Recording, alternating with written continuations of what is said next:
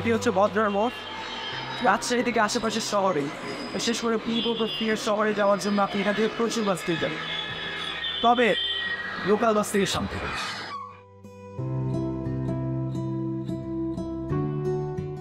আমি দেরি না করে একটি বাসে উঠে পড়লাম। রাজশাহী থেকে পুঠিয়ার দূরত্ব বেশি না, মাত্র 30 কিলোমিটারের মতো। আশা করি আমরা 40 মিনিটে পৌঁছে যাব। হ্যাঁ, বাস যদি তাড়াতাড়ি ছাড়ে তবে অবশ্যই পৌঁছে যাব।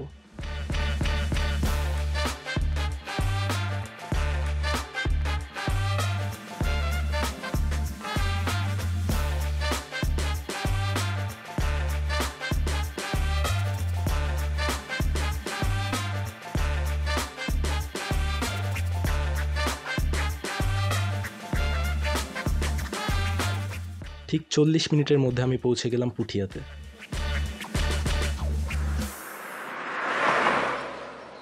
এই জায়গা থেকে রাজবাড়ি ভ্যানে যেতে হবে, তাই আমি একটি ভ্যান নিয়ে নিলাম।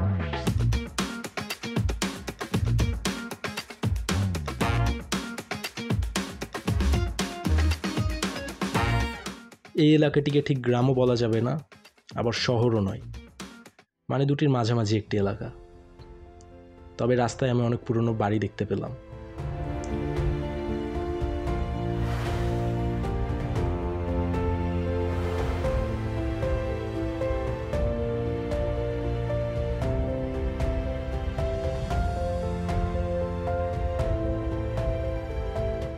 রাজবাড়িতে পৌঁছাতেই দেখলাম রাজবাড়ির সামনের মাঠে অনেক বাস থেমে আছে, যেগুলো বিভিন্ন স্কুল কলেজের ভ্রমণ বাস।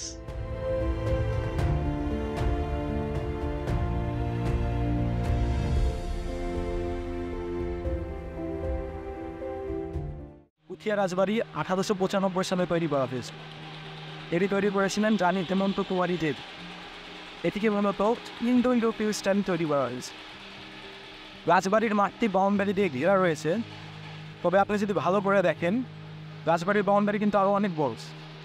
এখানে মাঠ, পিছে রাজবাড়ি, সামনে মন্দির, যতদূর মন্দির দেখা যাচ্ছে একসময় ওগুলো রাজবাড়ির বাউন্ডারির মধ্যে ছিল।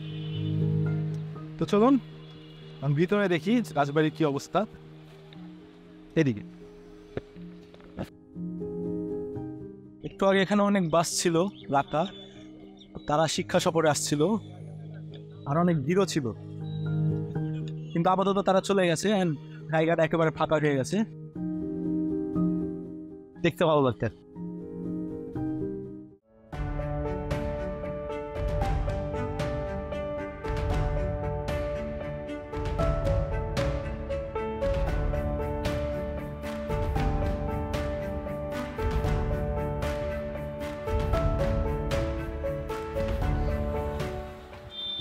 এটা কাঠের তৈরি সিঁড়ি।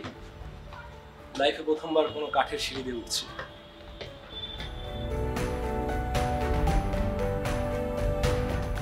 রাজবাড়ির নির্মাণ ও কাঠামোগুলো অনেক সুন্দর।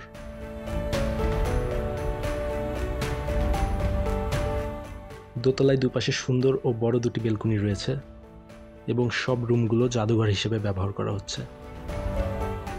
জাদুঘরের ভিডিও বা ছবি তোলা নিষেধ, তবে জাদুঘরের ভেতরটা আমি ঘুরে দেখলাম। এখানে 1000 বছরের পুরনো মূর্তি, টেরাকোটা ও আরও অনেক মূল্যবান প্রত্নতত্ত্ব নিদর্শন রয়েছে।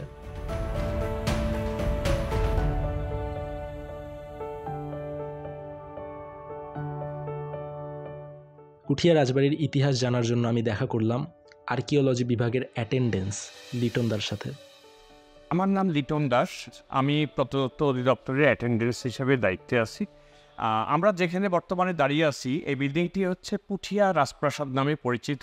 এটি 1895 সনে রানী হেমন্ত কুমারী দেবী কর্তৃক নির্মিত। বর্তমানে এই বিল্ডিংটি প্রত্নতত্ত্ব অধিদপ্তরের মিউজিয়াম হিসেবে ব্যবহার করা হচ্ছে। তবে জাদুঘরটি বেশি দিন নয়, 2021 সালের নভেম্বর মাস থেকে চালু করা হয়েছে। আচ্ছা, আমরা বর্তমানে যে বিল্ডিংটিতে দাঁড়িয়ে আছি এটি রাজপ্রাসাদ পাচানি এস্টেট বলে, আর ওই সাইডটায় চারানি এস্টেট, অর্থাৎ বড় ভাই ছোট ভাই এদের মধ্যে অংশগুলো ভাগ হয়ে যায়। পাচানা, চারানা, একানা, মধ্যম তরফ এভাবে ভাগ হয়ে যায়। সপ্তদশ শতকে মোঘল আমলে বাংলার বিভিন্ন রাজ্যের মধ্যে পুঠিয়া অনেক পুরনো একটি রাজ্য ছিল। 1744 সালে পুঠিয়ার জমিদারি ভাগ হয়ে যায়। 4 রাজপুত্রের মধ্যে বড় ছেলে পান জমিদারির 5.5 আনা এবং বাকি অংশগুলো ছোট ছেলেদের মধ্যে ভাগ হয়ে যায়।